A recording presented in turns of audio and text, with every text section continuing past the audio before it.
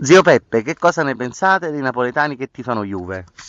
Guardate, i napolitani che fanno la squadra della Juventus hanno fatto la stessa finta, voi vi ricordate, tanti anni fa. Tanto fa una squadra chiamata Torino. Gli ha sbattere in fronte a una montagna e hanno sbattere la Juventus con tutti i Juventusini. In fondo a questa montagna e hanno morito, hanno detto sangue, hanno fatto tanto poi loro i nipoti e i pronipoti. Ma della Juventus in generale, cosa ne pensate? Guardate, questa squadra è stata sempre una squadra che ha fatto un po' impressione, che ha vinto per tanti anni, ma ora sta da fanculo.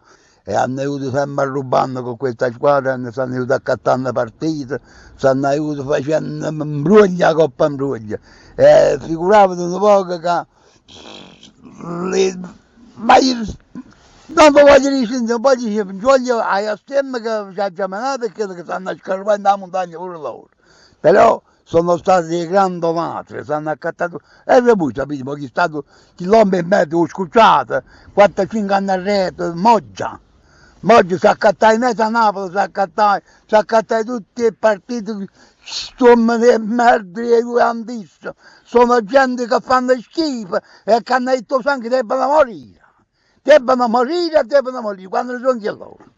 E non mi giocato con questa Juventus, e da fanculo pure voi.